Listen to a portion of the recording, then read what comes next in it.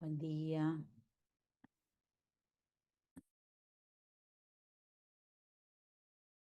Tanto tiempo. Hola, buen día, Aus.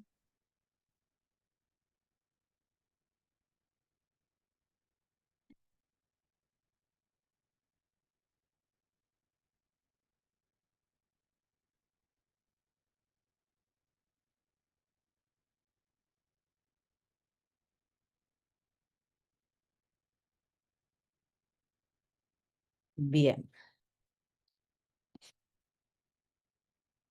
Hoy tenemos una clase larga y densa,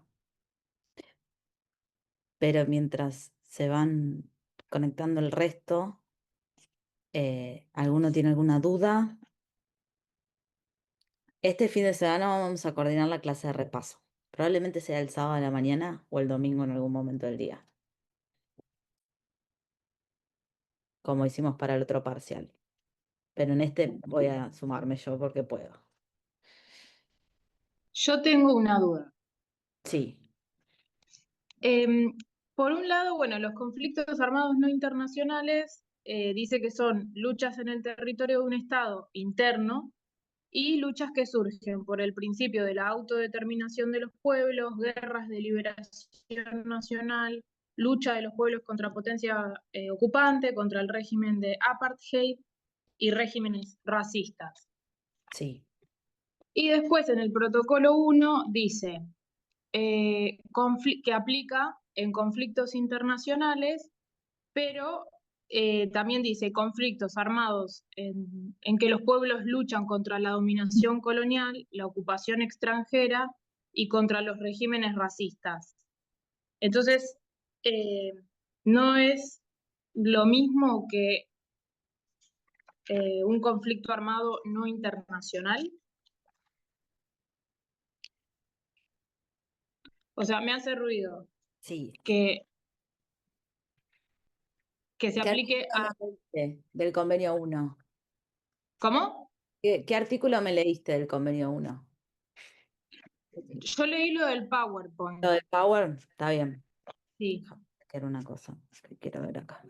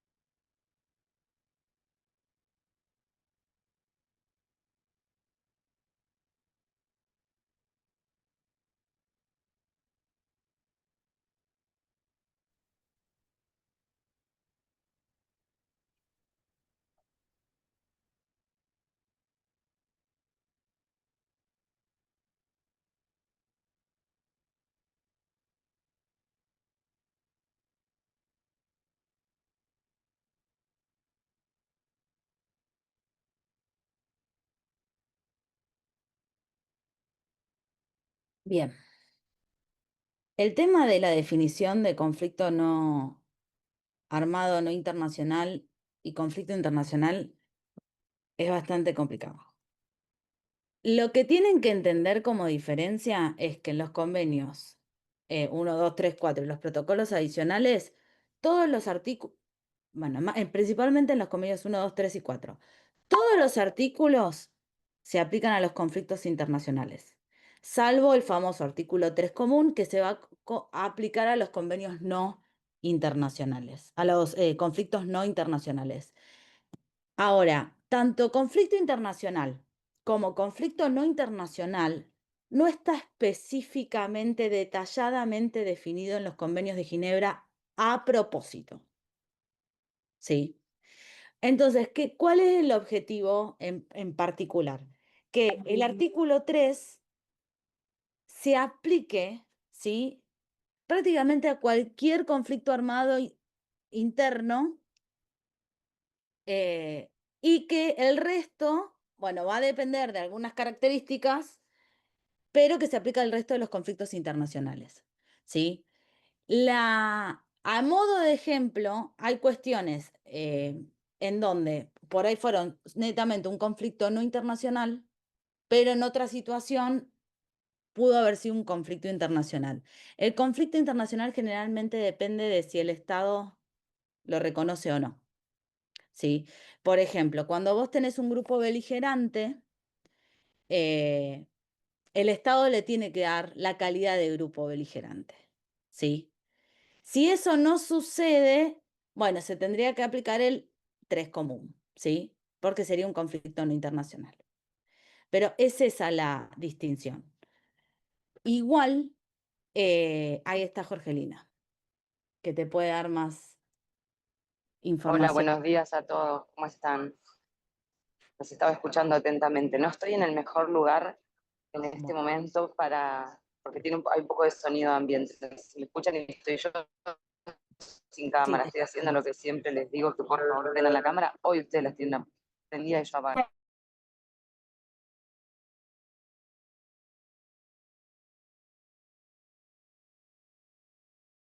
pero bueno, en resumidas cuentas es eso. Igual el sábado, si quieren, lo vemos con, o el domingo, a confirmar, lo vemos con un poco más de detenimiento y les traigo ejemplos concretos, que a veces lo Yo me voy tenés a que... conectar a la clase de chicos, ¿qué tal? Disculpen, estoy en viaje, no era mi intención estar en el horario de clases en viaje. Hubo algunos imponderables que me voy a conectar en la clase de repasos y cualquier cosa, si sepamos dudas de humanitario, que digamos la segunda parte es el tema más complejo de lo que vieron los días jueves, ¿sí? Igual Agus tiene para darles una buena noticia de algo que no va al parcial. No entra crímenes de guerra. Y para aquellos que tenían dudas de las diferencias de conflicto, fíjense que en la diapositiva de DIH1, la segunda, están todas las características de los conflictos armados.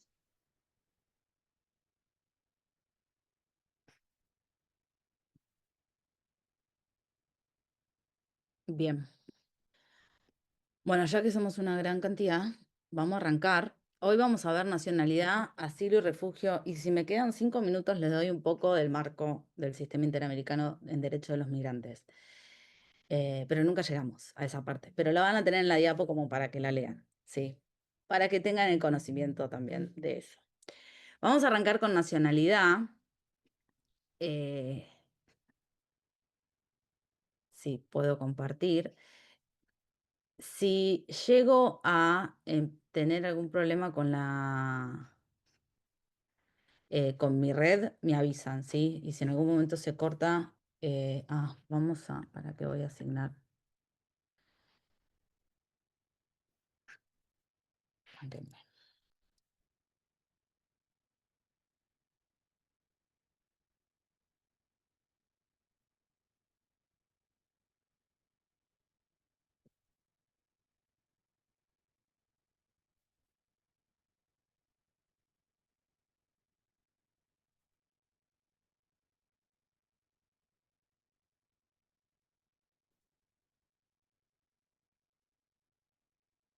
Ahora sí.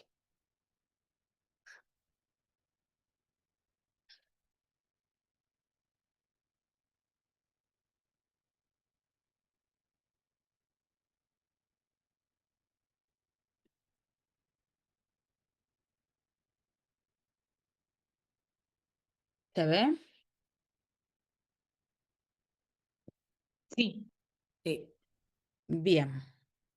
Bueno, vamos a arrancar con nacionalidad, ¿sí? ¿Alguien se imagina cuál puede ser el concepto de nacionalidad? Como para arrancar.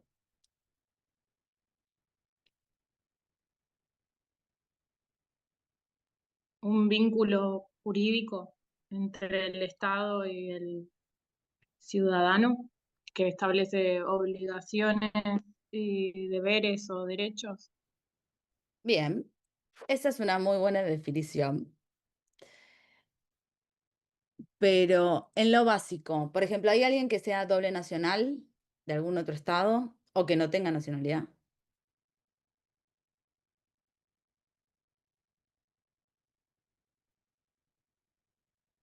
No tengo nadie con doble nacionalidad esta vuelta. Bueno, puede pasar. Bien, pero como dijo Mariana, ay,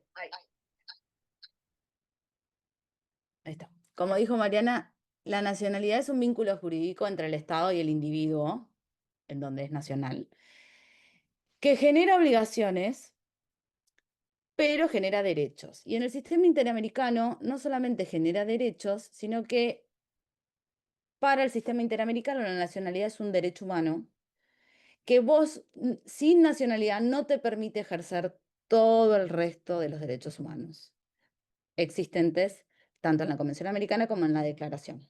¿Sí? Entonces, para el sistema interamericano la nacionalidad es un punto clave, al borde que es uno de los derechos que no se pueden suspender en un estado de excepción.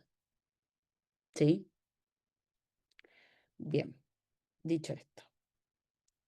La nacionalidad está tanto garantizada como en el sistema universal como en el sistema interamericano.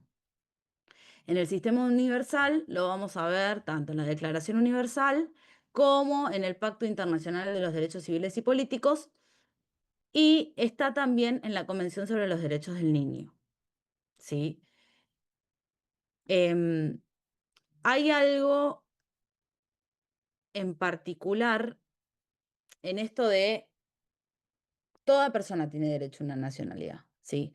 Vamos a ver cuál es el caso de los apátridas y qué opciones dio el sistema internacional, el derecho internacional para encontrar una solución a eso. Pero de por sí es un derecho inherente a la persona, ¿sí? Todos tenemos derecho a adquirir una nacionalidad. Bien. En el sistema interamericano también está tanto en la Declaración Americana como en la Convención Americana, ¿sí? Em, la Convención Americana va un poquito más allá porque en su articulado incluye un principio para adquisición de la nacionalidad que es em, el del ius solis, que ahora también lo vamos a ver, pero para que entiendan, el artículo 20 estipula lo siguiente, que toda persona tiene un derecho a la nacionalidad y que toda persona tiene derecho a la nacionalidad del Estado en cuyo territorio nació, si no tiene derecho a otra. Esto vamos a ver por qué sucede, pero no le quiero espolear, pero es un poco las soluciones que encontró el derecho internacional en el caso de los apátridas.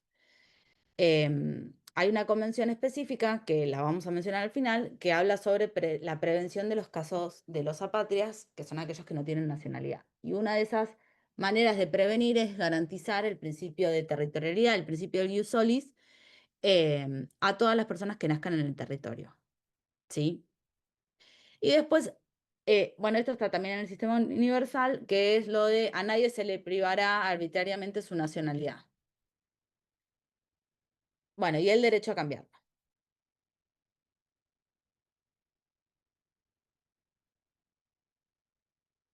Bien, como concepto podemos encontrar que, tal como decía Mariana, es el vínculo jurídico que une a una persona con un Estado, de la cual se derivan derechos y deberes tanto para la persona como para el Estado, los cuales son determinados principalmente por la legislación interna del Estado. Bien, ¿qué deberes nosotros tenemos como nacional de la Argentina? Votar, por ejemplo. ¿Qué más?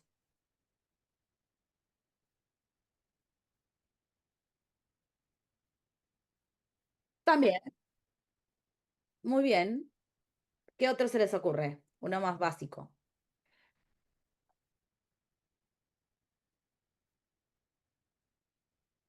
También.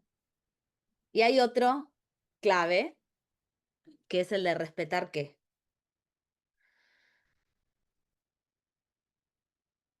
La Constitución y las leyes. Exactamente. Nosotros como ciudadanos de Argentina tenemos ciertos derechos, hay ciertos deberes.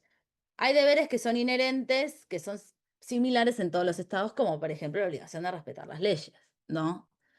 Pero, por ejemplo, hay estados en donde el derecho a votar, el votar no es una obligación. ¿Qué estado se le ocurre? Estados Unidos. Estados Unidos, por ejemplo, la votación es netamente un derecho. Nadie tiene la obligación de ir a votar. ¿sí? Pero para nosotros la votación es un deber, ¿sí? Bien. Después está esta cuestión de que corresponde al derecho interno de cada país determinar quiénes cumplen con los requisitos para ser nacionales. Y eso lo va a determinar el derecho interno de cada Estado y está establecido en dos principios del derecho internacional, que es la soberanía, ¿sí? Y el de no intervención. Los Estados tienen el derecho de elegir cómo van a determinar quiénes son sus nacionales y quiénes no. Y ningún otro Estado les puede decir cómo lo tiene que hacer o si lo puede hacer o no lo puede hacer. ¿Sí? Bien, y acá la distinción con ciudadanía. ¿Sí? Nosotros lo tenemos muy claro porque la ciudadanía, todos decimos lo mismo, todos somos nacionales, pero son solo los ciudadanos cuando uno cumple 18, bueno, ahora barra 16, que puede votar, ¿sí? La ciudadanía está ligada a los derechos y deberes políticos, ¿sí? Uno, cuando adquiere la posibilidad de votar, es cuando se convierte en ciudadano. Pero esto también depende mucho de cada estado y para que ustedes lo sepan y lo tengan en cuenta, nosotros utilizamos el término ciudadanía y nacional de manera indistinta, como sinónimos. La misma Constitución lo utiliza como sinónimos, ¿sí? Entonces van a ver que cuando lean artículos de la Constitución que están relacionados, en el momento se empieza a hablar de nacionalidad, después de ciudadanía, de nacionalidad, después las atribuciones del Congreso, cómo determina el Congreso por ley quiénes son ciudadanos y quién no, pero estamos hablando de la nacionalidad y así sucesivamente, porque lo utilizamos como sinónimos. Pero como conceptualmente son dos cosas relativamente distintas, ¿sí? Bien. ¿Qué modos hasta el día de hoy existen para la adquisición de la nacionalidad? Está el ius sanguinis, el ius solis y la naturalización, ¿sí?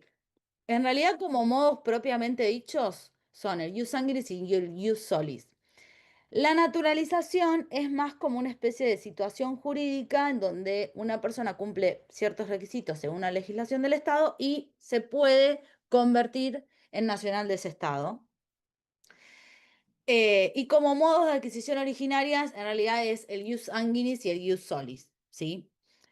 Esto también va a depender netamente de la legislación interna del Estado. Nosotros, por ejemplo, en la naturalización, por ahora, según la ley, que ahora la vamos a ver, está en mismo pie de igualdad en algunas cosas, según la ley, que el ius sanguinis y el ius solis. Después, cuando vamos a la Constitución, vamos a ver algunas cuestiones distintas. Pero la ley dice, son ciudadanos argentinos tal, tal y tal. Y en esos tal, tal y tal mencionan la naturalización, ¿sí? Ahora, este es un mapa para que vean quiénes tienen qué. Obviamente, por la Convención Americana, el artículo que les acabo de leer, prácticamente todos los estados americanos tienen el ius solis garantizado, que es el amarillo, y el ius sanguinis en este mapa está representado por el verde. ¿Cuál creen que, si alguien se anima a decirme qué creen que es el ius sanguinis y qué creen que es el ius solis? ¿Qué principio persigue en la adquisición de la nacionalidad?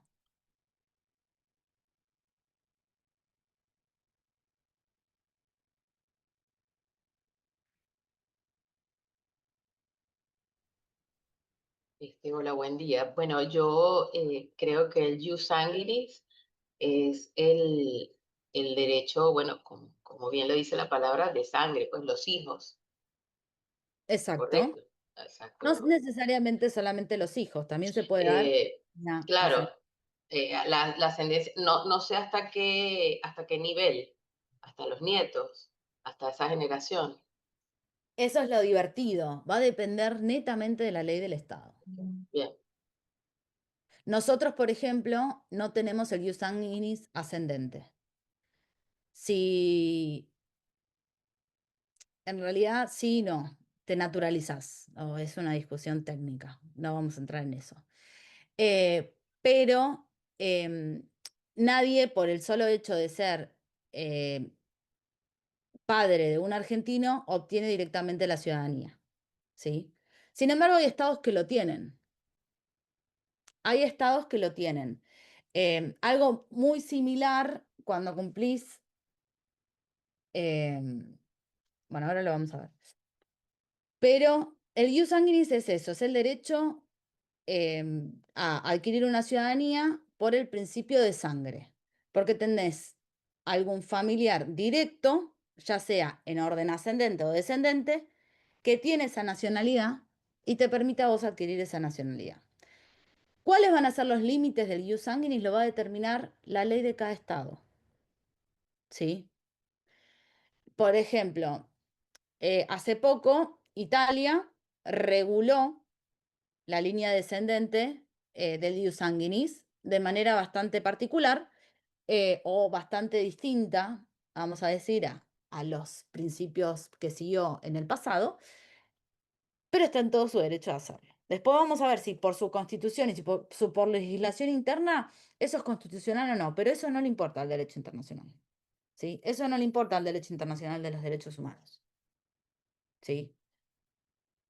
El ius sanguinis se puede dar solamente para hijos, para nietos y para bisnietos, para padres, ¿sí? Y eso netamente va a depender del derecho interno de cada estado, ¿sí? ¿Cuál es el ius solis? El lugar de nacimiento. O sea, si vos naciste en ese lugar, vas a tener. Exacto. Exacto. El ius solis es el de el lugar de nacimiento, como dijo María Soledad. Yo nazco en un territorio determinado y tengo la nacionalidad de ese territorio, ¿sí? Hay un nuevo concepto, o un concepto que se habla del ius solis relativo, que en este caso, acá está mal en este mapa, pero no encontré un mapa que lo tenga bien, y es el mejor que encontré, sería el caso de los azules, que es que toda persona que nazca en un territorio va a tener la nacionalidad siempre que los padres tengan una figura migratoria particular, o sea, estén legalmente residiendo en ese territorio, ¿sí?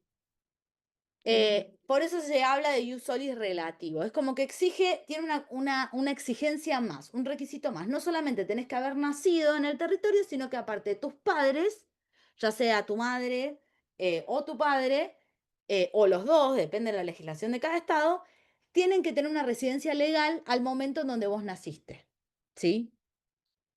Es como, tiene como una vuelta de tuerca.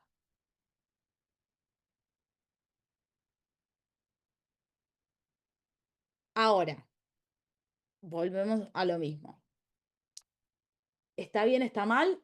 Depende de la legislación de cada estado. ¿Sí? Nosotros tenemos un ius solis pleno. O sea, la persona que viene a parir o que nace acá es argentino. Punto. Y después está el tema de la naturalización. La naturalización es un derecho a la nacionalidad que se adquiere porque cumplís ciertos requisitos que determina el país en donde querés adquirir esa nacionalidad. ¿Sí? Hay países que tienen una naturalización bastante relajada y hay otros países que tienen una naturalización bastante rígida o que se tienen que cumplir bastantes requisitos. ¿Sí? Ahora vamos a ver los nuestros de manera breve, pero más o menos todos los países del mundo tienen de alguna manera el principio de naturalización. La gran discusión que existe es entre el ius solis y el ius sanguinis. La mayoría de Europa tiene solamente el ius sanguinis. ¿Esto qué quiere decir? Que si yo voy, bueno, yo no porque tengo doble nacionalidad, pero no importa, pero si yo soy solamente argentina y voy y quiero tener un hijo en Francia, mi hijo no va a ser francés, porque yo no soy francesa. ¿Y qué le van a poner argentino? Exacto. A Francia no le interesa igual, y a muchos estados europeos no le importa. Francia en particular, porque no es de las convenciones de la patria, pero ese es otro tema. Por ius sanguinis es argentino. Ay, sí, ¿qué me pusieron? Porque no lo estoy viendo. A ver. Que hay gente en la sala de espera. Ya acepté a todos, ¿eh? No sé si quedó. A ver.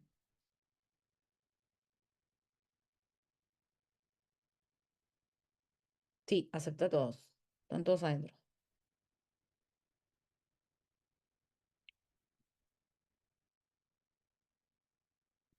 Bien. Igual si sigue habiendo gente me avisan, ¿sí? Entonces, ¿cuál es el gran problema que tiene el ius solis? Si yo no nazco el ius sanguinis, muchos estados solamente tienen el principio del ius sanguinis, ¿sí? Prácticamente la mayoría de Europa, muchos estados africanos, todo Asia. Entonces, si una persona nace en alguno de estos estados y el padre o la madre es nacional de otro estado, no va a adquirir la nacionalidad del estado en donde está naciendo, ¿sí? Va a tener que ir y adquirir la nacionalidad de el padre o de la madre. Ahora, hay un tema muy interesante, que por eso se habla de apátridas. ¿Qué pasa cuando una persona nace en un estado que no tiene ius solis y que encima los padres son de nacionalidad que no tienen ius sanguinis?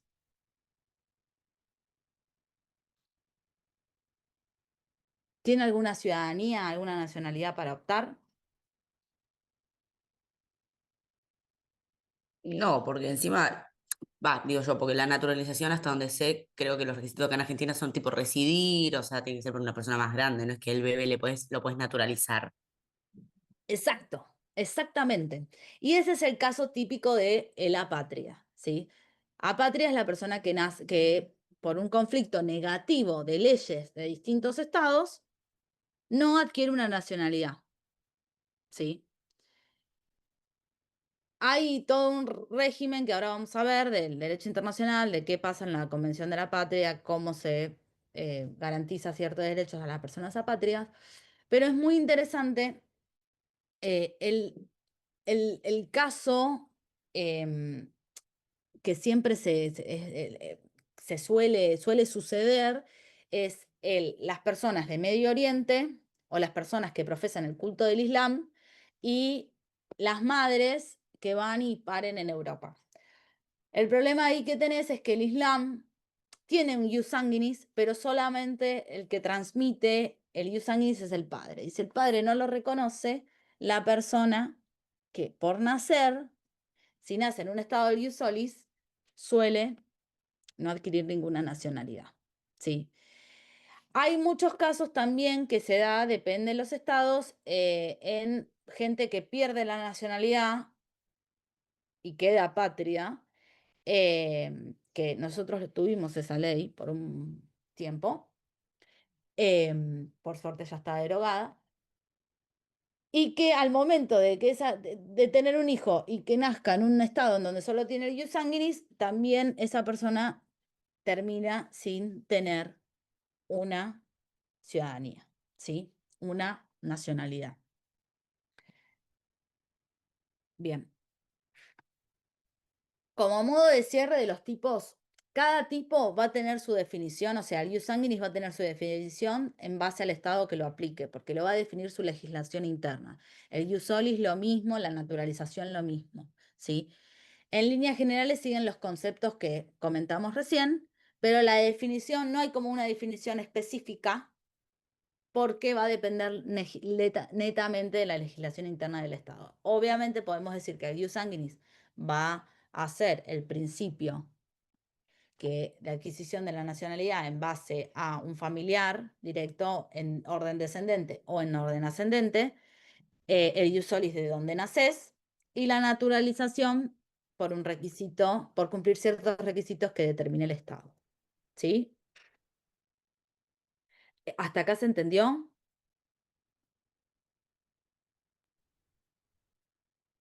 Bien. Este es un caso, el caso Nottebohm es uno de los casos en donde la Corte Internacional de Justicia habló directamente de la nacionalidad. Nottebohm era un ciudadano alemán que en Guatemala tenía ciertos negocios, era residente en Guatemala y resulta que Guatemala se declara en contra de Alemania para la guerra, toma una cierta medida de decisión de los bienes de los ciudadanos alemanes en Guatemala y confisca todos esos bienes. Entonces, este Nottebohm se sentía afectado, gravemente perjudicado por la decisión que había tomado Guatemala y de manera particular obtiene la nacionalidad, la ciudadanía de Liechtenstein. Liechtenstein, con intención de hacer valer los derechos de Nottebohm, demanda a Guatemala, ¿sí? En la Corte Internacional de Justicia. ¿Qué era lo que se debatía? ¿Es válida la nacionalidad de Nottebohm para Guatemala o para cualquier otro estado, pero en este caso para Guatemala? La Corte termina determinando, la Corte Internacional de Justicia, que no, que Guatemala no tenía por qué reconocer la nacionalidad de Liechtenstein. Que él si quería podía seguir reconociendo la nacionalidad alemana, pero no tenía que reconocerle la nacionalidad de Liechtenstein a Nottebohm. ¿Y qué es lo que determina la Corte en este caso? Que es una nacionalidad, habla de la nacionalidad real y efectiva, que concuerda con los hechos, lo que se basa en lazos más fuertes entre la persona interesada y uno de los estados cuya nacionalidad se disputa. Y toma en consideración algunos elementos o distintos elementos como la residencia habitual, los lazos familiares, la participación de la vida pública, la adhesión demostrada a un país que le inculca a los hijos, el lenguaje, la cultura, etcétera, etcétera, etcétera. ¿Sí? Entonces, en base a este caso, la Corte Internacional de Justicia, determina en el derecho internacional que para que la nacionalidad sea reconocida o esté obligada a ser reconocida por otro Estado, se tiene que dar estos principios. Tiene que haber un vínculo jurídico efectivo, real, y esa persona se tiene que sentir parte del Estado. ¿Sí? Tiene que participar en la vida pública, en la vida política del Estado, tiene que tener una cultura en común, tiene que tener ciertas tradiciones y costumbres de ese Estado para demostrar que efectivamente esa nacionalidad es efectiva. ¿Sí? Después, este es un caso, esta es una opinión consultiva de la Corte Interamericana. La Corte Interamericana varias veces, en distintos casos, incluso hay un caso contencioso en donde Argentina no fue encontrado internacionalmente responsable, se expidió sobre el tema de la nacionalidad. En este caso lo hizo en modo de una opinión consultiva porque Costa Rica estaba modificando la Constitución y Costa Rica quería beneficiar a ciertos estados latinoamericanos para adquirir la naturalización por sobre otros estados latinoamericanos. O sea, en particular lo que quería hacer Costa Rica era que los estados del Caribe pudieran obtener la ciudadanía costarricense un poco más fácil o decir, que el resto de los estados latinoamericanos y a su vez el resto de los estados del mundo. ¿Sí? La Corte determinó esto de que, bueno, que vos tengas preferencia por sobre una nacionalidad, por sobre otra, no es una discriminación contraria a la Convención. ¿Sí? Si yo quiero favorecer a un grupo determinado de nacionales de un estado para obtener mi ciudadanía, no es una discriminación contraria en términos de la Convención.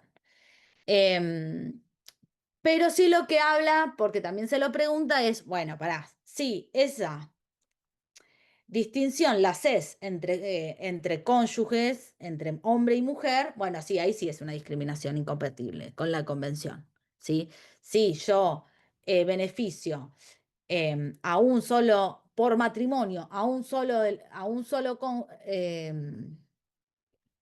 una sola parte del matrimonio, sea hombre o sea mujer, porque en ese momento era otra la discusión, estamos hablando de enero del 84, chicos.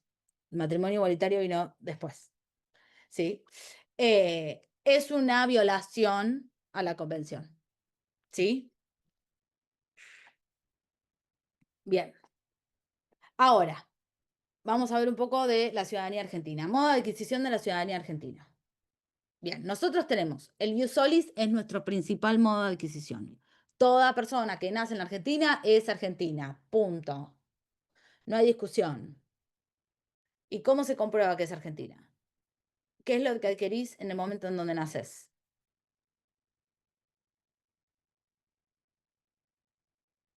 ¿Certificado de nacimiento? Certificado de nacimiento, exacto. ¿Y qué te permite después sacar el certificado de nacimiento? El documento. El DNI, es certificado de documento de DNI, comprobación de la ciudadanía argentina, punto. 2, ius sanguinis. Nosotros tenemos el principio también del ius sanguinis. Para de padres a hijos, no de hijos a padres. Ahora, vamos a ver la ley, lo que dice, pero hay un tema ahí bastante interesante. Pregunta, Sí, ¿cómo sería de padres a hijos y no de... ¿Cómo es lo que dijiste? No entendí. bien. El ius sanguinis se puede dar en orden ascendente o descendente. ¿Qué quiere decir? Mi orden ascendente va a ser mi madre y mis abuelos, mi madre, padre y abuelos, ¿sí? En línea recta para arriba. Mi descendencia van a ser mis hijos y mis nietos, ¿sí? Hay casos en donde se estipula el ius sanguinis en orden ascendente. ¿Qué quiere decir? Yo adquiero la nacionalidad del Estado Margarita y mi mamá, por ser mi mamá, va a adquirir la nacionalidad del Estado Margarita, ¿sí? Ahora, hay estados como la Argentina, en donde el ius sanguinis, propiamente dicho, el ius sanguinis, se aplica en orden descendente. ¿Qué quiere decir? Que mis hijos, y por ahí, y ahora vamos a ver por qué les digo, y por ahí, mis nietos pueden adquirir la ciudadanía argentina indistintamente en donde nazcan, porque yo soy argentina. Pero es en orden descendente. ¿Se entendió? Ahora sí. Bien. Y después la naturalización, que es por voluntad y residencia en el Estado por un tiempo determinado. Nosotros, o sea, requerimos para naturalizarte primero presentar consentimiento de que te querés adquirir la ciudadanía argentina y cumplir con ciertos requisitos de residencia que fueron recientemente cambiados en el decreto 366 de la semana pasada, que ahora les voy a hacer un comentario sobre eso. Bien. Nosotros acá en la naturalización, a ver si los tengo.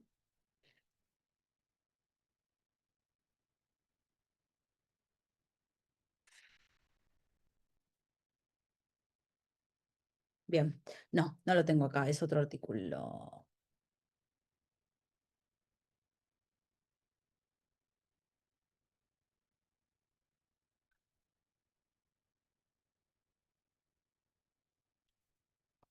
Sí, es otro supuesto de este artículo. Nosotros tenemos, yo por ejemplo, si,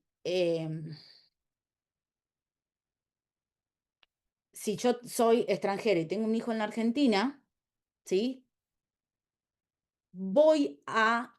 Se me van a flexibilizar los requisitos de la naturalización. O sea, no es propiamente un ius sanguinis, sino que en vez de esperar 2 años, voy a esperar 1 año para poder naturalizarme, ¿sí? Pero no es un ius sanguinis ascendente. Tengo una flexibilización normativa en los requisitos de la naturalización. Bien.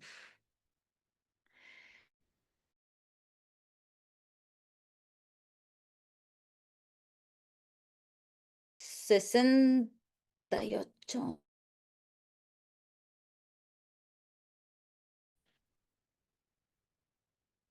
Pero es una ley literalmente del 1800, ¿sí? Es la 346, se modificó varias veces, pero siempre vuelve a su esencia. Siempre llega, de ese caso termina llegando en Cámara o Corte y vuelve a su esencia original del espíritu de los legisladores de esa época. Bien, dice, son argentinos todos los individuos nacidos o que nazcan en el territorio de la República Argentina, sea cual fuera la nacionalidad de sus padres. Y acá hace una excepción de los diplomáticos. Obviamente, si yo vengo en misión diplomática, soy del Congo y tengo un hijo en misión diplomática, ese hijo no va a ser argentino, porque estoy en misión diplomática. Tengo ciertos derechos y deberes eximentes de algunas cuestiones.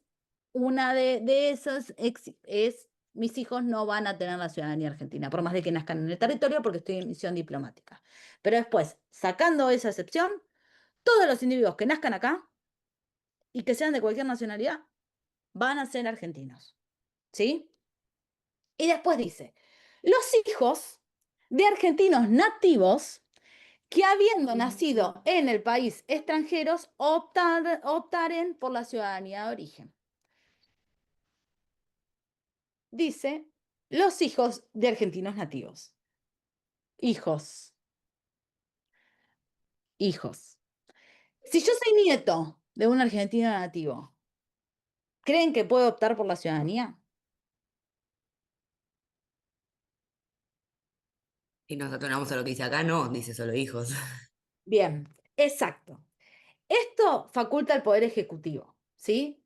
El Poder Ejecutivo es el que otorga las ciudadanías, en este caso, en este artículo en particular, ahora vamos a ver el siguiente, de quienes por ius solis o ius sanguinis son ciudadanos.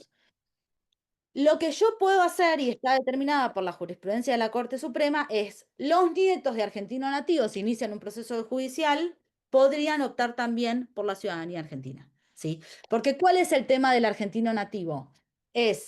Nativo es que haya nacido acá. Entonces, si yo me voy a vivir a España y tengo un hijo en España, va a ser argentino, pero no va a ser argentino nativo.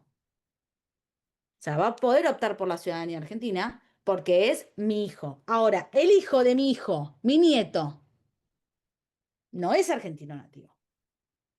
Entonces, no puede optar por la ciudadanía, salvo que pida al Poder Judicial ese reconocimiento.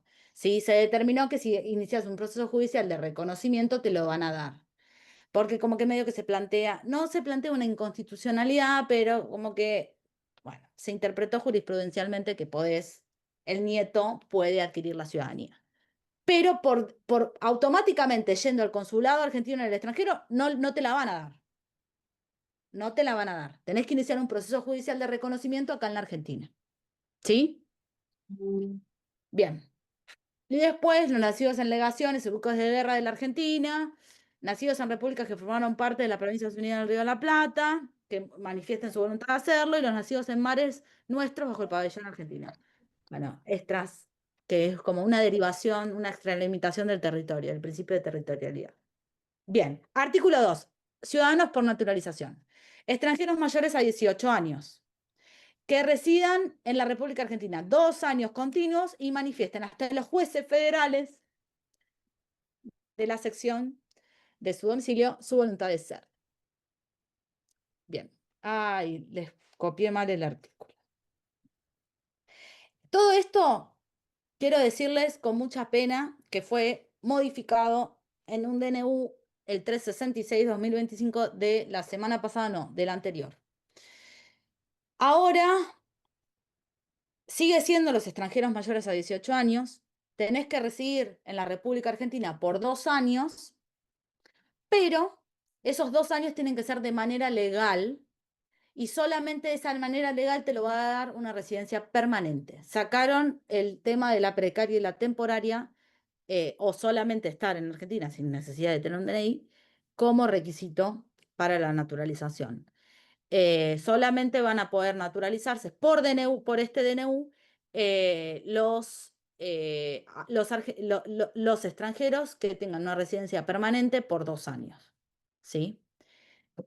Por ahora está vigente, tiene 15 días. Veremos cómo evoluciona.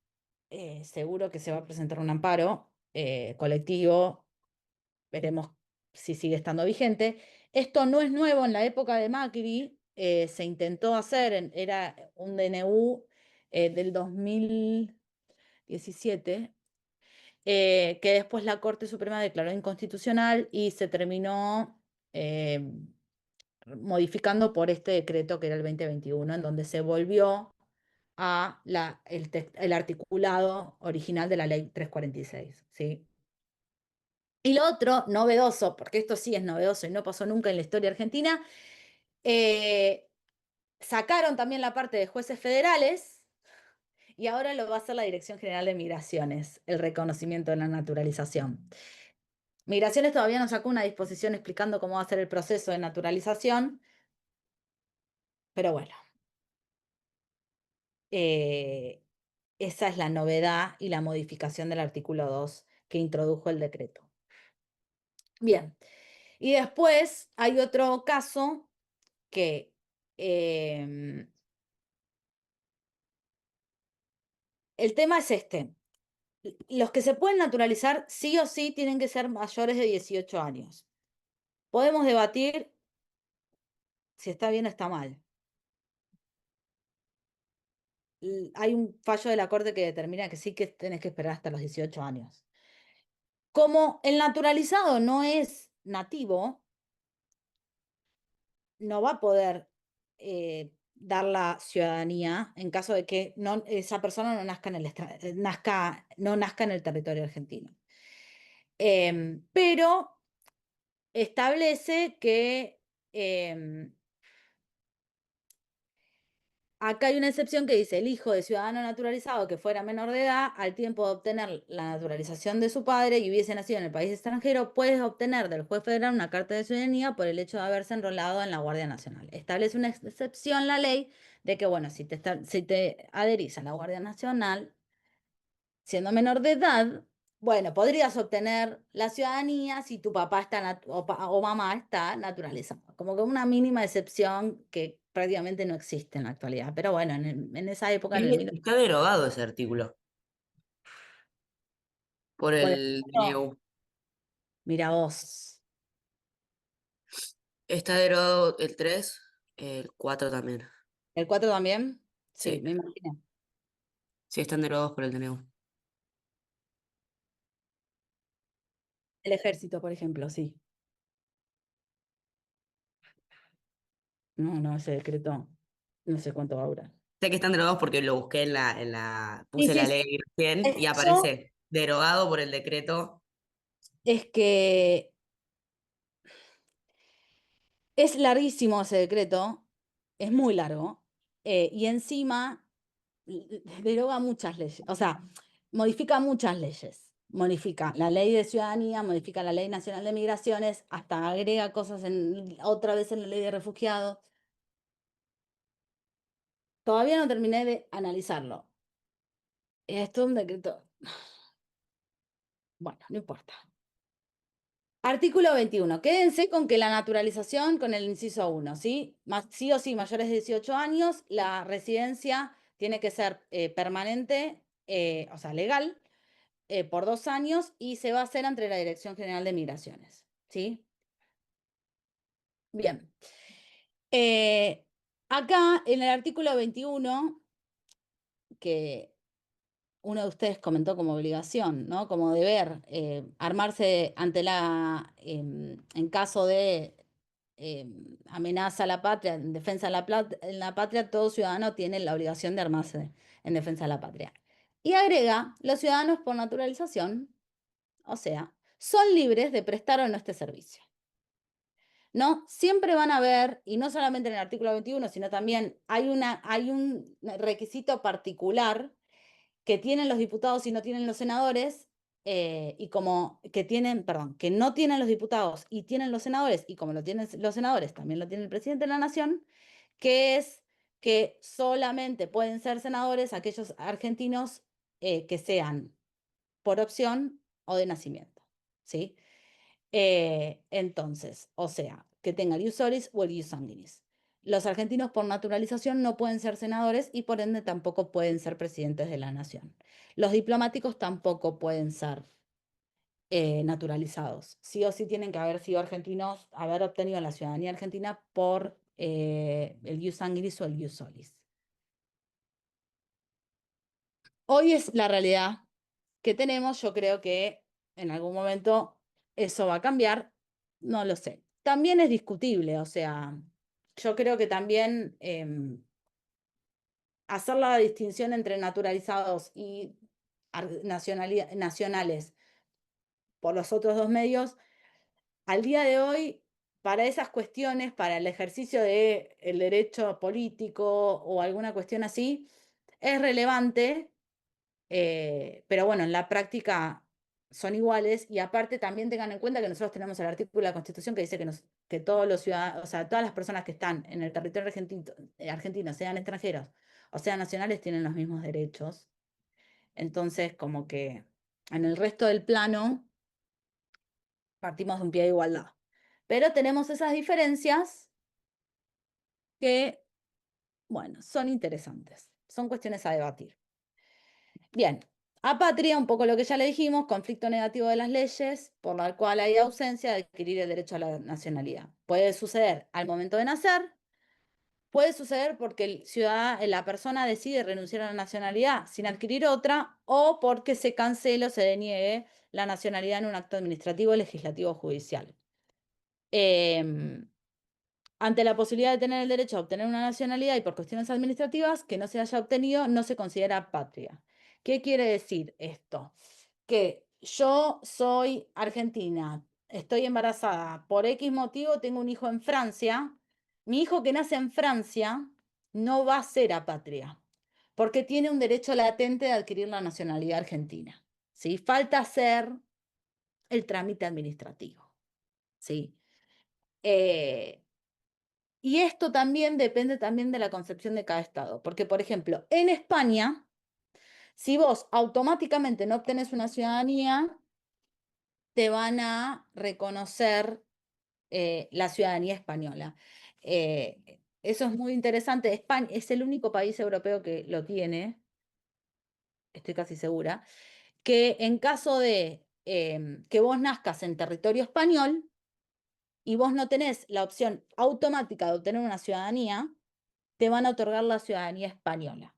¿Y por qué es esto? Por estas convenciones.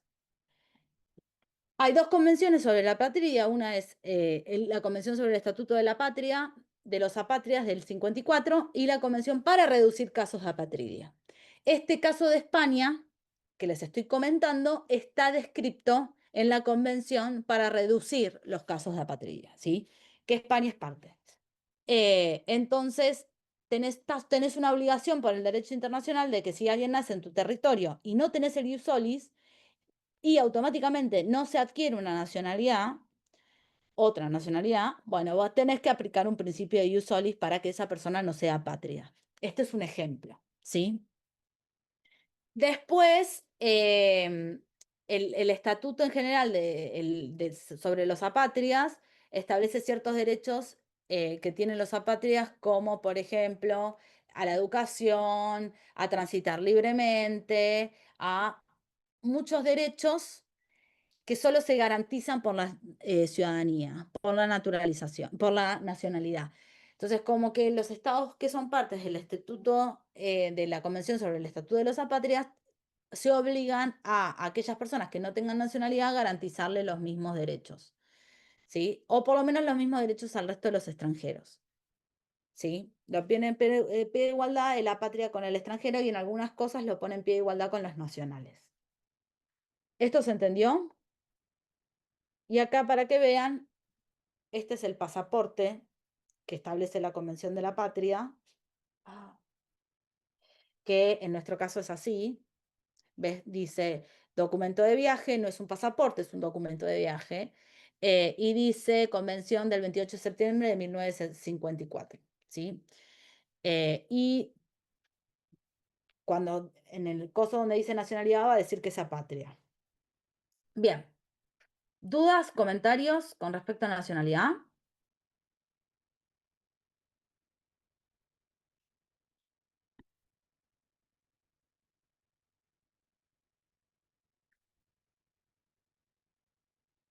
Sí, Sí.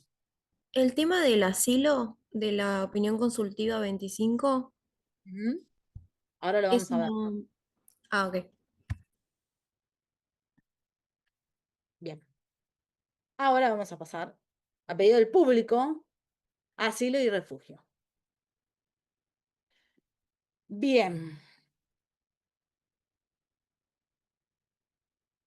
Bien. Asilo y refugio. A mí me gusta siempre que esta clase sea la última del cuatrimestre. ¿Por qué? Porque si lo tenemos que ver de una manera introductoria, es como la situación en la que todo el sistema de derechos humanos que vimos cae en un estado X y no se cumple, y no hay garantías mínimas, y no se cumplen ciertos derechos humanos elementales. Bueno, no termina ahí el sistema internacional de los derechos humanos.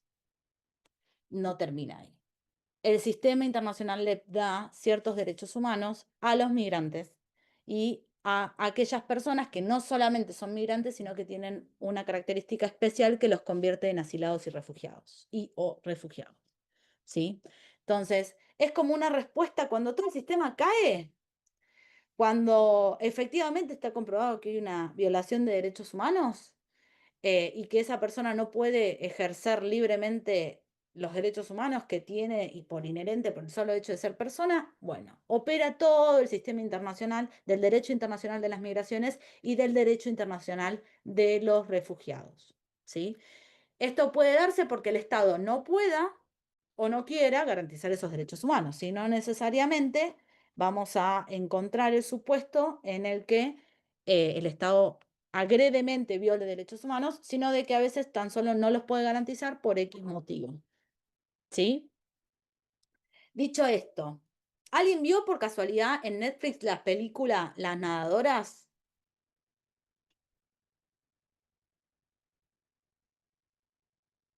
¿Nadie la vio?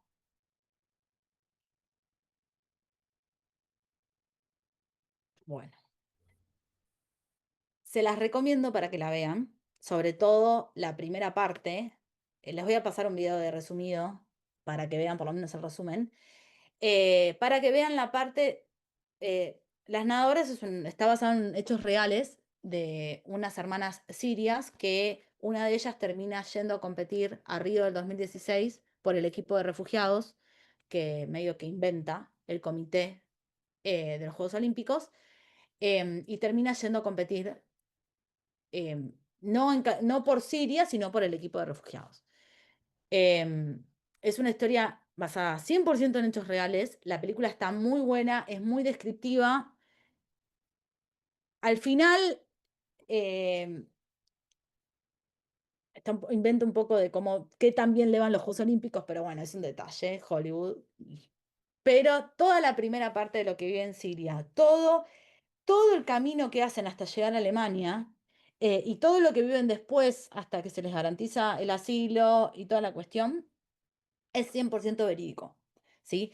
Y se las recomiendo que lo vean, o por lo menos que vean el resumen que les voy a mandar por WhatsApp, para que tengan un poco más materializado y en contexto estos conceptos, ¿sí? Bien. Vamos a ver que el asilo y el refugio están garantizados en el sistema universal y en el sistema interamericano. En el sistema universal hay 4 convenciones, ¿sí? Está la Declaración Universal de Derechos Humanos y después está la Convención sobre el Estatuto de los Refugiados, el Protocolo Adicional del Estatuto de los Refugiados del 67 y la Declaración sobre Asilo Territorial, ¿sí? Todos estos instrumentos tienen un antecesor, habla netamente de refugiados, después la Declaración sobre Asilo Territorial como que trae un poco de luz, pero es lo mismo que después vamos a ver en el sistema interamericano, pero habla del refugio como consecuencia, está pensado el refugio como consecuencia de la Segunda Guerra Mundial, ¿sí? Que es un poco también el problema que sigue habiendo hoy en términos de refugio. Pero, como ven, la primera convención se dio en el 59 en Ginebra y tiene una delimitación territorial espacial que ahora, territorial y temporal que ahora la vamos a ver. Pero para que sepan, el asilo originariamente también está garantizado en la Declaración Universal de los Derechos Humanos del 48, dice, en caso de persecución, toda persona tiene derecho a buscar asilo y a disfrutar de él en cualquier país. Y este derecho no puede ser invocado con una acción judicial realmente originada por delitos comunes o por actos opuestos a los propósitos y los principios de Naciones Unidas. ¿Sí? Pone un límite del asilo que es ese.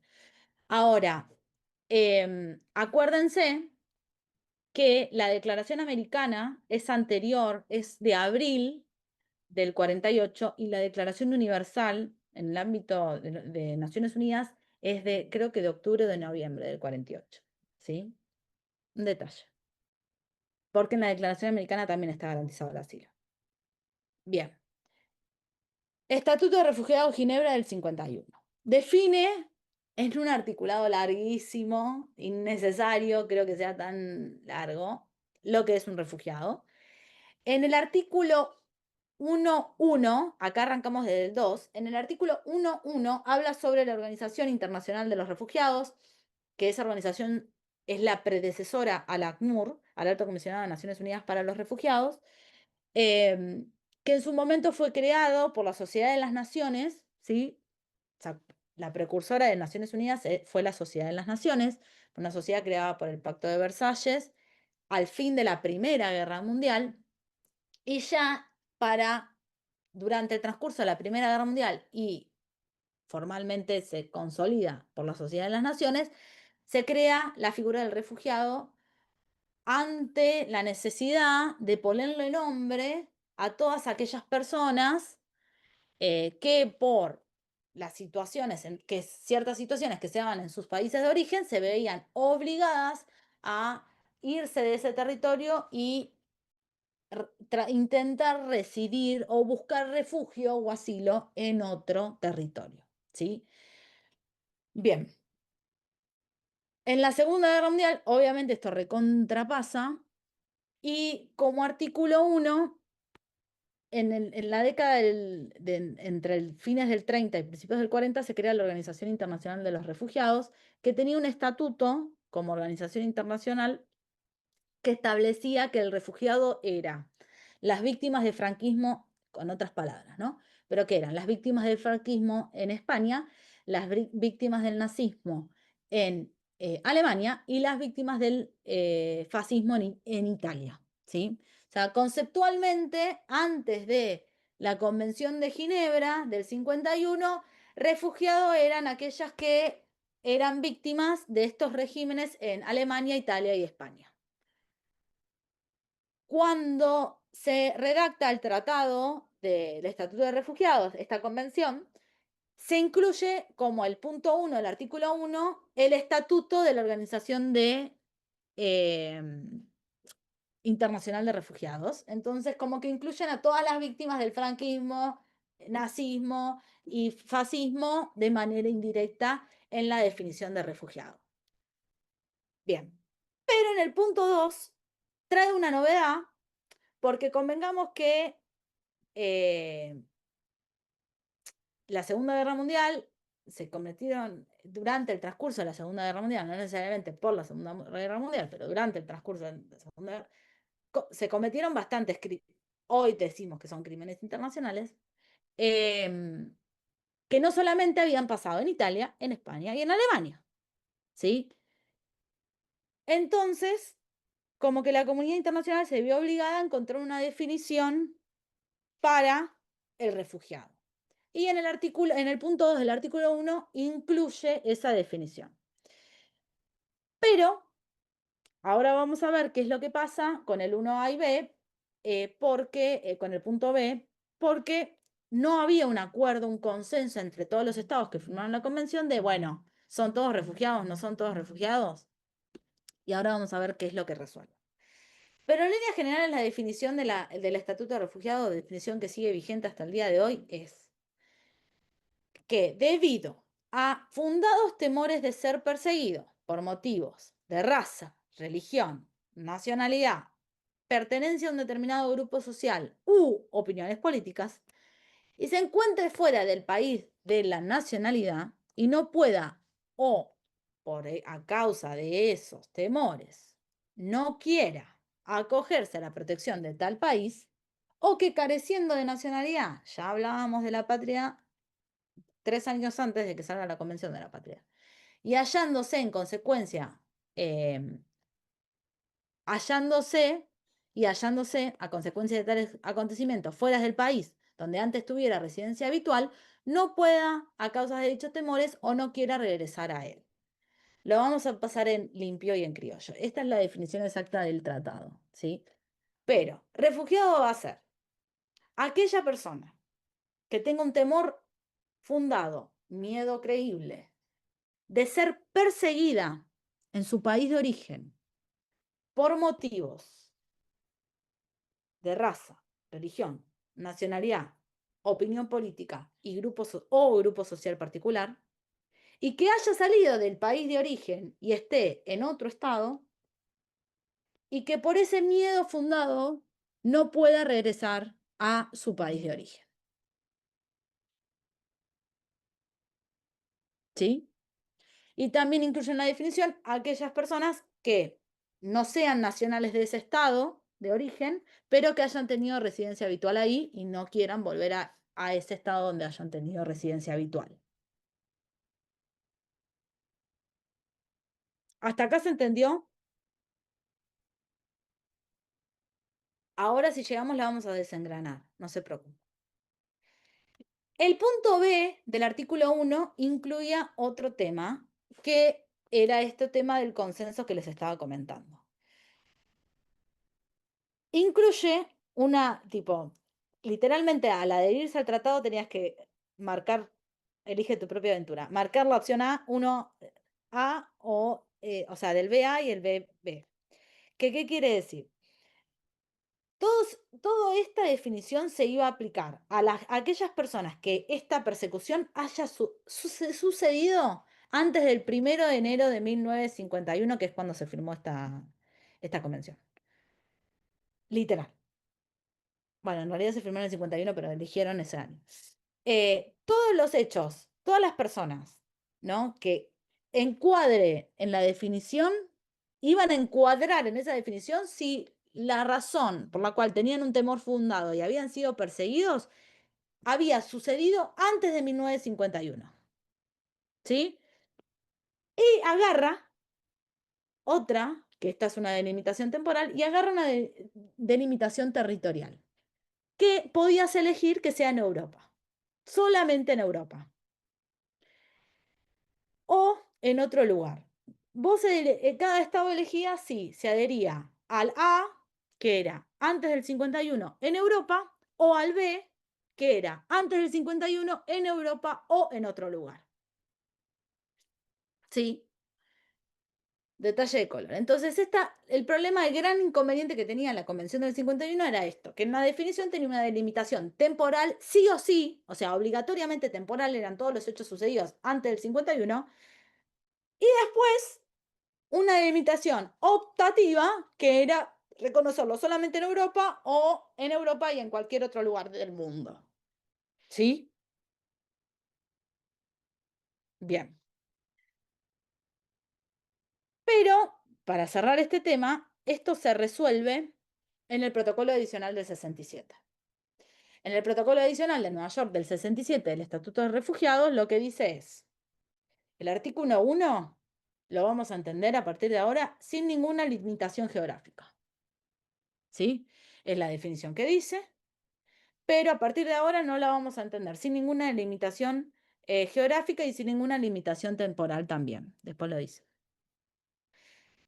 Entonces, como que esa cuestión la subsana el 67. Y lo que agrega es que los que se obliguen por el protocolo adicional también se obligan a aplicar los artículos del artículo 2 al 34, que es prácticamente toda la convención, del 51.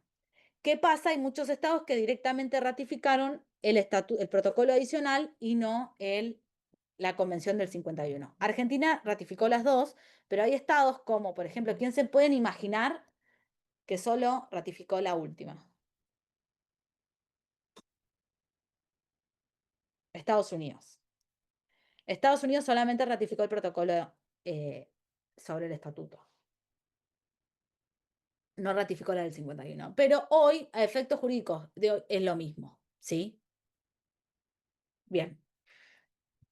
Bueno, ¿qué derechos permite, qué derechos garantiza esta convención para aquellos que encuadren en la definición del refugiado? Primero, a los estados, cada estado va a definir cómo va a determinar quién es un refugiado y quién no, según su ley. ¿Sí? Cada estado, según su legislación interna, va a determinar quién es un refugiado y quién no es un refugiado. Siempre aplicando los principios de la convención, los principios del protocolo adicional y las directrices del Alto Comisionado de Naciones Unidas. Ahora, las directrices del Alto Comisionado de Naciones Unidas, que si llegamos se las voy a mencionar, son recomendaciones, ¿sí? O sea, es un soft law. No genera per se obligaciones individuales, obligaciones internacionales para los estados. Ahora, lo que sucede en la práctica es que el ACNUR interpreta las obligaciones de los estados en base a la convención, que son obligaciones internacionales, y las describe en las directrices. Entonces, bueno, es una discusión de nunca acabar. O sea, formalmente no son obligaciones internacionales, pero sí tienen cuestiones básicas de cómo los estados deben interpretar esas obligaciones incluidas en la convención. Y sus legislaciones internas se tienen que adaptar a esas fuentes. ¿Sí? Pero bueno.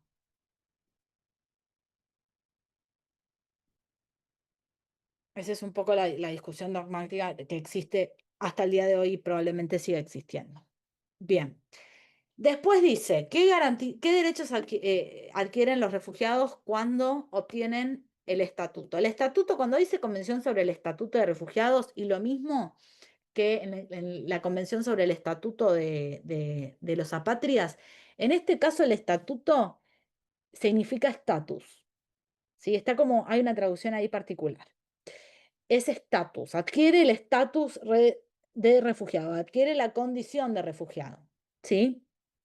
Bien. Entonces dice, bueno, una persona cuando ya propiamente es un refugiado, ¿sí? Va a tener el mismo trato o el trato más favorable que tiene el extranjero en ese territorio. ¿Qué quiere decir? Que si yo estoy en la Argentina y le garantizo la educación universitaria, bueno, no es bueno, a todos los extranjeros, al refugiado también se lo voy a garantizar. Ahora, si yo soy el estado tal, X, el estado alfa, y garantizo la educación secundaria solamente a los extranjeros de nacionalidad italiana, también por esta convención se lo voy a garantizar a los refugiados, porque es el trato de la nación más favorecida aplicada al derecho de los refugiados, ¿sí? O sea, dice, conceder a los refugiados que se encuentran legalmente en el territorio de tal estado el trato más favorable concedido a los extranjeros, ¿sí? Bien. Después, conceder a los refugiados el mismo trato que los nacionales con respecto a la enseñanza elemental. O sea, para nosotros lo que sería educación primaria, sí o sí, tienen que tener el mismo trato que los nacionales. Justamente nosotros no tenemos ese problema porque la educación para los extranjeros y los nacionales es la misma según la Constitución Nacional, pero hay países en donde no tienen este principio, ¿sí? Y tienen que adecuar su legislación interna para cumplir con esta obligación internacional que impone la Convención de los Refugiados, ¿sí? Ayuda administrativa, tiene que ser fácil el trámite para adquirir el estatuto del refugiado, ¿sí? O sea, tenemos que entender que son personas que están siendo perseguidas en sus estados de origen. ¿Le voy a pedir una partida de nacimiento apostillada? Va a tener que constatar su nacionalidad de alguna manera, ¿sí? Pero lo voy a hacer bajo el principio de ayuda administrativa. Yo no le puedo negar el refugio porque no tiene un documento, ¿sí? Bien. Después expedir a los refugiados el documento de identidad y el documento de viaje. Y otro tema que es muy relevante, que hasta el día de hoy sigue siendo una discusión, que es no imponer sanciones penales por la entrada o presencia ilegal. ¿Qué quiere decir? Yo vengo caminando por la frontera, llego a la frontera de tu estado y te pido refugio, no me puedes imponer una sanción penal porque entré de manera particular, por ahí no con tus métodos legales que vos tenés predispuestos en tu legislación, y porque en el mientras tanto por ahí no tengo una presencia legal en tu estado.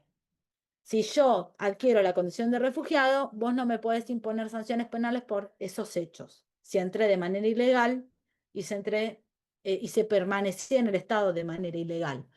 Y esto es clave porque, por ejemplo, para nosotros, la presencia ilegal antes del DNU no era un gran problema, pero sí la entrada ilegal era un gran problema.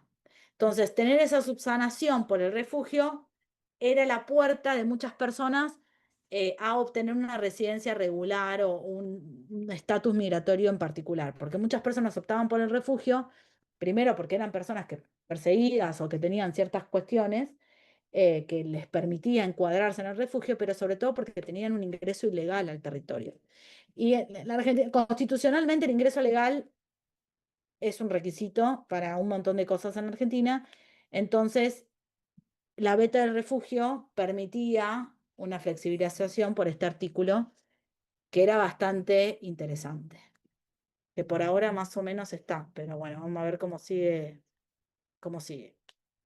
Como les mostré el de las apátridas, este es el de los refugiados. Acaba de decir, Convención del 28 de julio de 1951, ahí dice lo mismo, porque claro, las dos se firmaron. No, perdón. Esta es del 51 y la otra es del 54. Si bien en nacionalidad, va a decir la nacionalidad de donde es nacional, ¿sí? Porque sigue siendo nacional del otro estado. Bien. Esta disposición sigue vigente, ¿eh? La chequeé, la del 2021. Hay una nueva del 2023 que se agrega unas cuestiones ahí a los pasaportes en general, pero se aplica a todos los pasaportes y documentos de viaje. Pero no cambia este pasaporte. Bien. El principio más importante y relevante de la Convención de Ginebra, que es no solamente un principio garantizado en la Convención, sino que se interpreta hasta al día de hoy, que es costumbre internacional. Y varios autores interpretan también que podría llegar a ser una norma imperativa del derecho internacional, que es el principio de no devolución. El principio de no devolución quiere decir que una persona que es garantizado el estatuto del refugiado, no lo podés devolver. Ningún Estado contratante podrá, por expulsión o devolución, poner en modo alguno a un refugiado en las fronteras de los territorios donde su vida o su libertad peligre por causa de raza, religión, nacionalidad, pertenencia a un determinado grupo social o sus opiniones políticas. ¿Sí? ¿Qué quiere decir? Uno tiene la condición de refugiado, no puede ser devuelto. Punto. Yo te doy la condición de refugiado, te reconozco que sos un refugiado y no te puedo devolver. Mientras que seas refugiado, yo no te voy a devolver. ¿Qué es lo que pasa que genera? O sea, ¿cuál es la aplicación también? O sea, ¿solamente es cuando sos refugiado que se te aplica el principio de no devolución? ¿Qué pasa? En la práctica, yo me voy de mi país de origen, llego a el estado en donde quiero pedir refugio, ¿me van a dar el refugio automáticamente? No. Hay un proceso administrativo o a veces un proceso judicial en donde yo tengo que esperar a que me digan que soy refugiado o no. La declaración del refugio es declarativa. O sea, ¿qué quiere decir? Que tiene efectos anteriores. O sea, desde el momento que se te dio tu situación de refugio, vos, denme un segundo que...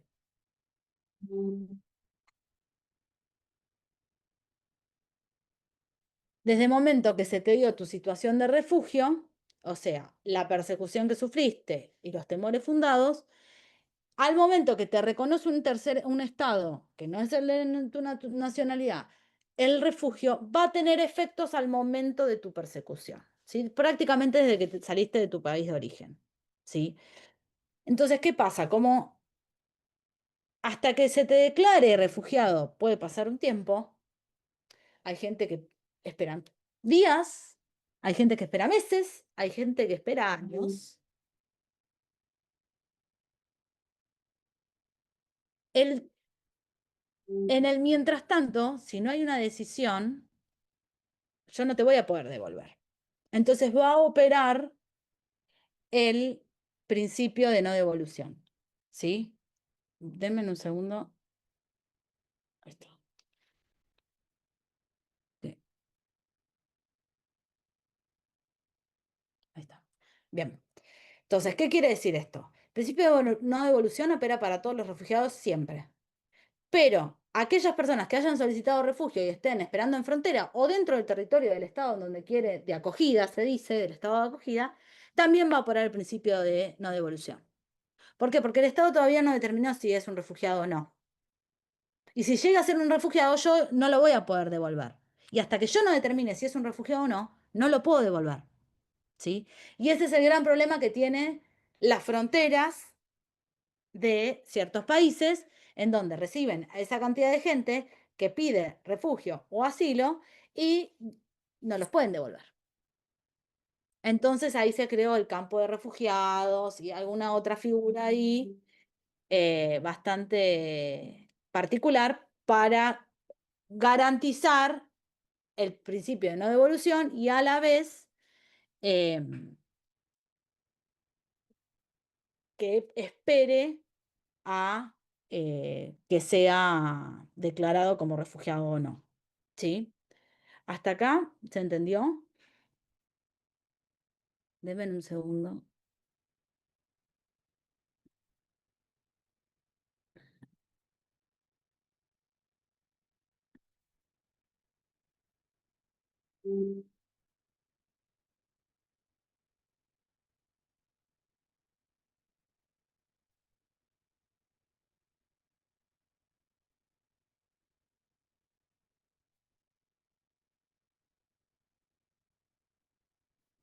Bien. Bueno, otras cuestiones que también plantea la Convención de Refugiados es facilitar los trámites de naturalización de los refugiados. En caso de que un refugiado cumpla con las condiciones de adquirir la naturalización del país de acogida, bueno, hay que acelerar esos trámites, hay que reducir los gastos de tales trámites y que pueda acceder al derecho dentro de la lógica del Estado lo más rápido posible. ¿Sí? Y después, interesantemente, tiene una cláusula de solución de controversias. Si llega a haber una controversia con respecto al Estatuto de Refugiados, se va a resolver en la Corte Internacional de Justicia. Por ahora no pasó. Sería interesante que suceda. Bien, lo que vimos del protocolo ya lo vimos y vamos a pasar rápidamente al sistema interamericano. El sistema interamericano habla de asilo y de refugio, prácticamente más particularmente de asilo, desde el Tratado Penal Internacional de Montevideo de 1889. El asilo surge como una excepción a la extradición, ¿sí? En contexto interamericano. ¿Qué quiere decir? Yo recibí un nacional de tal estado, querían extraditarlo por la comisión de un delito y en caso de que al tramitar esa extraditación se daba cuenta el estado de acogida que la persona había cometido un delito político, podía decidir no entregarlo y otorgarle asilo. ¿Sí? Esto se llamó, hay un caso muy interesante en la Corte Internacional de Justicia, que es el caso, primero, el caso relativo al asilo y el caso Haya de la Torre entre Colombia y creo que Ecuador. Estoy casi segura. No, perdón, Colombia y Perú. En donde la Corte Internacional de Justicia analiza en particular la Convención sobre el Asilo de La Habana del 28, y termina diciendo de que el asilo es una costumbre regional del sistema interamericano o del ámbito latinoamericano, porque ya venía con una tradición de garantizar el asilo y que después lo plasmaron en un tratado internacional, pero después la Corte como que medio establece de que lo podían resolver por otros medios, porque era una cuestión política, pero bueno, no importa. Pero la Corte, es importante ese caso porque la Corte reconoce que hay una costumbre internacional, regional, una costumbre regional en el sistema interamericano con respecto al asilo. Bien, hay varios tratados, siempre en los tratados de derecho penal internacional también se incluye. Está en la Declaración Americana de los Derechos y Deberes del Hombre, obviamente está en la Convención Americana, y hay una novedad que ahora la vamos a ver también, que es la Declaración de Cartagena sobre Refugiados, que amplía el concepto de refugiados que acabamos de ver de la Convención del 51. La Declaración de Cartagena lo amplía, y vamos a ver en qué supuestos lo amplía rápidamente. Como para que entiendan, esto generó mucha controversia porque por un lado teníamos todo el sistema de asilo del sistema interamericano, el sistema de refugio del sistema universal, qué sé yo. Bueno, Ecuador, ¿alguien conoce el caso de Wikileaks? ¿O son muy jóvenes? De 2011-2012. Bueno, yo no soy tan joven, si lo conozco. Bueno, ¿qué pasó en Wikileaks? Los papeles, la información, se le llamaba los papeles de Wikileaks, ¿no? Exacto. Así, claro. Bueno, esta persona había reunido un montón de, o sea, era como un espía, puede ser, que se le llamará. Sí, Sí, sí, había reunido un montón de información y bueno, la tenía guardada allí la tenía con él, pues, y no sé, si llegó a extorsionar gente con esa información que tenía, no recuerdo. Este, pero bueno, ese era el tema. Él tenía un montón de información de otras personas, o sea, de otras cosas. exacto. Bueno, esta Ujú. persona que menciona Madeleine se llamaba Assange, el apellido era Assange, estaba en Reino Unido y Ecuador lo recibe en su embajada y le da asilo. Es una figura que se llama asilo diplomático, que ahora lo vamos a ver rápidamente, pero le otorga el asilo a esta persona y lo guarda en su embajada. ¿Por qué? Porque Estados Unidos había pedido un pedido de extradición, también por cuestiones de violar el Espionaje Act, una cosa así, y otros crímenes que lo querían juzgar. Eh, y Ecuador dijo, esto es una cuestión política, lo interpreto como una cuestión política, yo lo recibo en mi embajada. ¿Qué es lo que tiene interesante recibir a alguien en la embajada? Las embajadas, por el derecho internacional en general, son inviolables, si se quiere. Una embajada es como la extensión de la soberanía territorial del Estado en otro Estado en donde consolida una embajada para hacer valer o para cumplir una misión diplomática en particular. Las embajadas tienen inmunidad, una especie de inmunidad diplomática en donde el Estado que recibe la embajada no puede entrar en la embajada. No puede entrar por el uso de la fuerza en la embajada. Entonces, ¿qué pasa? Si yo ingreso un individuo en la embajada y no lo quiero entregar, el individuo está asilado en la embajada y no tengo por qué entregarlo, ¿sí? Eso se conoce como asilo diplomático. Ecuador había hecho esto con Assange. Assange estuvo, creo que casi como 8 años en Reino Unido hasta que después lo termina entregando y creo que lo terminan juzgando en Reino Unido. No sé bien cómo termina, lo voy a buscar porque fue relativamente reciente. Pero, ¿qué pasa? Ecuador dice, para, yo estoy, no solamente, es una cuestión de derechos humanos acá. No solamente es una cuestión diplomática y política de yo lo recibí y lo estoy protegiendo, resguardando en mi embajada. Yo acá considero de que hay una cuestión de derechos humanos. No había consenso en esa época en el derecho internacional o en la comunidad internacional sobre el asilo territorial, el asilo diplomático, si tenía que ver o no con el derecho internacional de los derechos humanos, si tenía que ver con el refugio.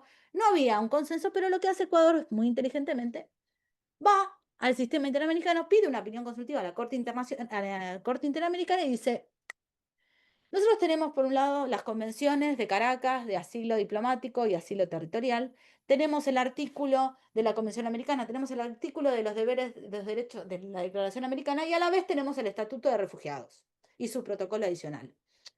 ¿Cómo conjuga todo esto para los derechos humanos y para la Convención Americana? ¿Qué le responde la Corte Internacional? La Corte Interamericana, perdón. Dice, ¿sabes qué? Todo lo que vos me mencionaste son diversas modalidades del asilo. Yo interpreto, la Corte Interamericana, que hay 3 tipos de asilos existentes hasta el día de hoy. Uno es el asilo territorial, otro es el asilo diplomático y otro es el estatuto de refugiado. Y el estatuto del refugiado tiene 2 definiciones. Una es la definición tradicional, que es la Convención del 51 con su protocolo del 67. Y la otra, la definición regional ampliada de la Declaración de Cartagena. Entonces, en el 2018, la Corte sistematiza todas las discusiones que hasta ese momento había, por lo menos en el sistema interamericano, de qué era asilo, qué era refugio, si eran congruentes, si no, y lo resuelve de esta manera. Muchachos, hay diversas modalidades de asilo. Todo, la familia es el asilo. La especie es el asilo territorial, el asilo diplomático y el estatuto del refugiado. ¿Y qué concluye la Corte Interamericana? Que en términos de la Convención Interamericana, lo que protege como derecho humano la Convención Americana es el asilo territorial, el derecho a acceder al asilo territorial y el derecho a acceder al estatuto del refugiado. Pero el asilo diplomático no es una cuestión protegida por el derecho de la Convención Americana. ¿Sí? Entonces se puede interpretar que el asilo diplomático no sería un derecho humano, acceder a un asilo diplomático no sería un derecho humano en términos de la Convención Americana de Derechos Humanos para el sistema interamericano. ¿Se entendió? Bien.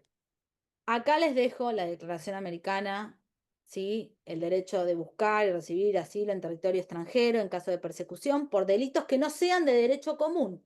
Siempre hablamos de delitos políticos en caso de asilo. La Convención Territorial sobre asilo territorial de Caracas del 54, hay 2 que se firman, una es la de asilo territorial del 54 y la de asilo diplomático. La de asilo territorial va a estar en congruencia con la Convención Americana. Son anteriores, son del 54. Y después les dejo también el asilo diplomático. ¿Cuál es la diferencia? El asilo territorial es aquel persona que llega al estado, que sale de su estado en donde está siendo perseguido por delitos políticos y llega a otro estado y pide el asilo. Por eso es territorial, porque llega al territorio del otro estado. El diplomático es lo mismo, pero en vez de llegar al territorio del otro estado, va a la embajada. Y le otorgan el asilo en la embajada. ¿Sí?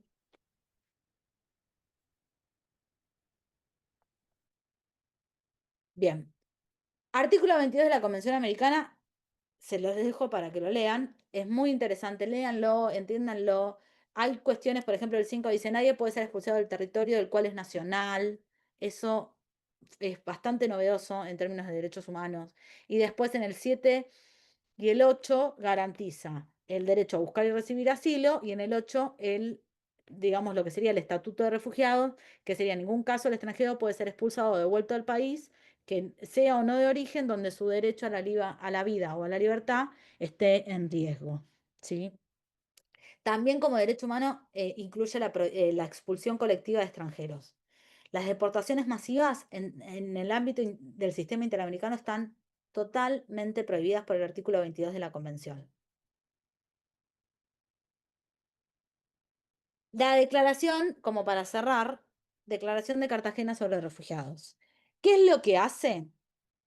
Amplía el concepto de la Convención del 51 para el ámbito interamericano en particular, y lo que dice es que incluye, los estados consideran también como refugiados a las personas que han huido de sus países porque su vida, su seguridad o libertad ha sido amenazada por una violencia generalizada, por una agresión extranjera, por conflictos internos, por una violación masiva de derechos humanos u otras circunstancias en donde se haya perturbado gravemente el orden público. ¿Qué sucedió? ¿Cuál creen que fue la situación que motivó al sistema o a los estados latinoamericanos a hacer una declaración de Cartagena?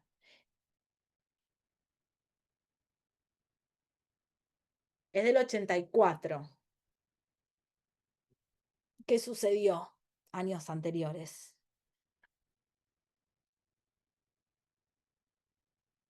Por ahí a Madelán se le cae una idea. ¿No es el periodo de dictaduras anterior? No sé si tiene mucho que ver, pero... Sí, no en particular, en realidad lo que se pensó fue la Revolución Cubana. Había toda una discusión de si eran refugiados o no, porque no necesariamente todas esas personas que estaban emigrando habían sido perseguidas directamente. Pero por la situación en general en el Estado se crea esta declaración como para darles un contexto y que se les aplique la figura del refugiado de igual manera. ¿Sí? Bien, un poco de asilo y refugio, es lo mismo, son sinónimos, no son sinónimos. En la práctica se usan como sinónimos, ya les aclaro, ¿sí? Pero en realidad tienen concepciones distintas o etimológicamente distintas. El asilo es más que nada un derecho del Estado a concederlo. Yo te asilo porque quiero y porque puedo. El refugio es un derecho de la persona en solicitarlo, ¿sí? El asilo generalmente hace referencia a la protección por delitos políticos, el refugio es más integral. Eh, el asilo se puede solicitar desde el exterior, porque el caso del asilo diplomático lo puedes solicitar en la embajada, el refugio siempre lo vas a solicitar desde en la frontera o en el territorio de acogida, pero en la práctica, y esto es lo más importante, se usan como sinónimos y la diferencia está en la legislación interna de los estados. En línea general, la mayor cantidad de estados en su legislación utiliza el término refugiado para la persona que ya se le reconoció el estatuto. Vos sos refugiado cuando tenés el estatuto y te reconocí como refugiado. Y después utiliza el término solicitante de asilo, que es la persona que está solicitando en ese transcurso de tiempo donde la persona solicita el refugio. Nosotros, en nuestro caso, tenemos aplicación de asilo y refugio. O sea, ponemos asilo barra de refugio. Y zanjamos la cuestión. Son sinónimos, prácticamente. Bien. Les dejo esto. Esto también es de la opinión consultiva. Perdón, Agus, una duda. Cuando dices que asilo y refugio son sinónimos acá, es decir, que para yo solicitar cualquiera de estos dos, vale lo Es lo mismo. mismo. Es lo Sí, mismo. es que el Los mismos formulario, requisitos. ahora vamos a ver si llego. Ahora te voy a mostrar cómo lo aplica la ley argentina. Bien, una cuestión más que se los voy a dejar para que lo tengan en cuenta. ¿Se acuerdan cuando vimos debido proceso? Bueno, obviamente para la definición del Estatuto del Refugiado también va a aplicar el debido proceso en los términos de la Convención Americana.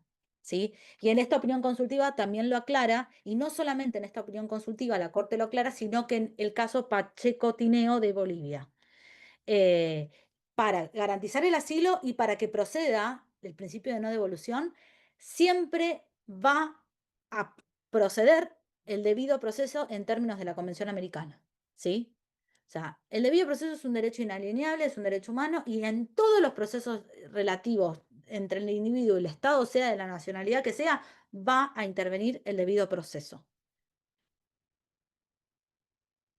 Acá lo que le comentaba, que el asilo diplomático no está protegido por la Convención Americana.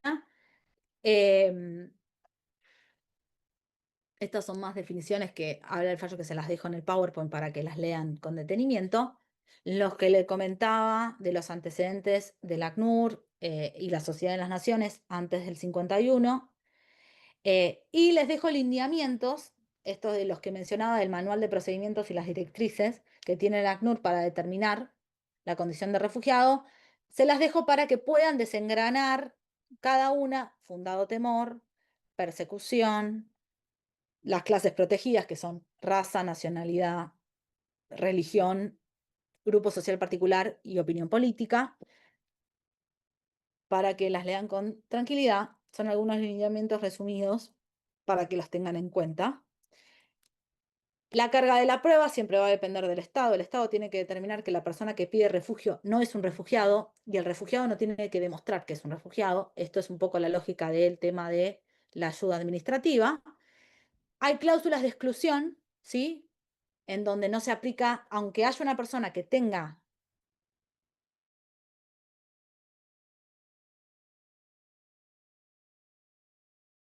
hay cuestiones en las que no se va a otorgar, porque, por ejemplo, personas que ya están recibiendo una asistencia de Naciones Unidas, hay un ejemplo, es el único caso que conozco, que es el de los palestinos, que no se aplica a todos los palestinos, pero bueno, no importa. Si vos ya estás recibiendo una protección de Naciones Unidas, si cometiste un hecho que viola los principios de Naciones Unidas, si volvés a tener una residencia habitual en el país de origen, se te va a aplicar las cláusulas de exclusión, y también vas a tener, los de crímenes contra la paz, delito de guerra, cláusulas de cesación. Que la principal cláusula de cesación es, bueno, cuando voluntariamente vuelves a tu país de nacionalidad, o que hayan terminado las condiciones que te motivaron el asilo o el refugio. Yo me fui porque había una guerra civil, la guerra civil terminó, hace 15 años que están en paz, tengo reportes del Consejo de Naciones de Derechos Humanos de Naciones Unidas, hermoso, que cumplo con todos los derechos humanos, que todos me felicitan, que volví a la democracia, que todo perfecto. Bueno, el asilo pinchó. Volvé a tu país. Generalmente no sucede porque ya para ese entonces ya la persona adquirió la nacionalidad o adquiere una residencia permanente, que no necesariamente está atada al asilo. Pero para que lo tengan en cuenta, que puede cesar el asilo. Esta es la Ley de Reconocimiento y Protección de Refugiados del 2006. Acá es donde tienen la web para entrar, que anda el link, y van a ver que dice refugio y asilo en el formulario a completar. Para nosotros es exactamente lo mismo. Esta ley de reconocimiento de refugiado incluye a la Convención del 51, y como definición del refugiado la ley adquiere la definición del 51 y de la Declaración de Cartagena, ¿sí? Para nosotros un refugiado también va a entrar en términos de la Declaración de Cartagena. Y es muy importante, ¿por qué? Porque la Declaración de Cartagena está discutida de si es un tratado vinculante o si es meramente una declaración, pero nosotros, por ejemplo, es una ley, ¿sí? La incluimos específicamente como una definición para la ley argentina de refugiado. Entonces, para nosotros no es tan relevante esa discusión. Crea la CONARE, que es el que va a determinar si es un refugiado es tal o no lo es, y lamentablemente tiene un decreto reglamentario del año pasado, el 942 del 2024, que modifica algunas cuestiones sustanciales de la ley que podrían llegar a afectar el debido proceso, y también interpreta las causales de exclusión como quiere. O sea, le da la discreción a la CONARE de agregar cláusulas de exclusión que están determinadas en la convención, y como que abre un poco el ámbito de aplicación de la CONARE a determinar a quién le da o no el asilo, creando estas nuevas cláusulas de exclusión, que es bastante controvertido. Pero bueno, vamos a ver cuando el Poder Judicial se expida al respecto qué dice. Les dejo unas definiciones distintas para que las tengan, no me confundan los refugiados con los desplazados. La principal diferencia es que el desplazado todavía está en el Estado, ¿sí?, que no se fue, pero son personas que necesitan protección internacional de la misma manera. La ACNUR y la OIM son organizaciones distintas. La OIM es la Organización Internacional de las Migraciones, que también es un órgano de Naciones Unidas, pero tienen ámbitos de aplicación distintos, pero el ámbito de la OIM es un poco más interesante porque aquella persona que no se le reconoce el estatuto del refugiado, ¿en qué se convierte automáticamente? Es un migrante más y tiene protección internacional como un migrante más, ¿sí? La diferencia entre derecho internacional y derecho migratorio internacional, el derecho internacional de los refugiados y el derecho internacional de las migraciones, y al final, no me confundan cuestiones del genocidio con los motivos de refugio, se las dejo acá la diferencia para que la tengan en cuenta, y al final van a tener los estándares del Sistema Interamericano en Protección de Inmigrantes, que se lo dejo para que lo lean, ¿sí? Bien, ¿dudas? ¿Preguntas? Lo subís hoy a Y se el los voy a mandar por, PowerPoint. sí, se los voy a mandar por el grupo y se los voy a subir al Drive, ¿sí? Gracias. De nada. Bien, ¿alguna otra duda?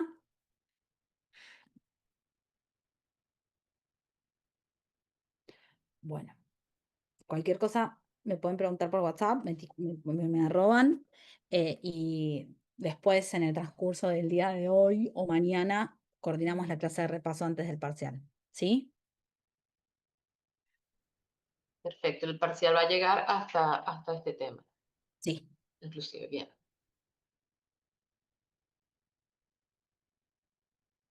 Chao chicos, buen fin de. Nos estamos Chao, viendo. gracias, Agus.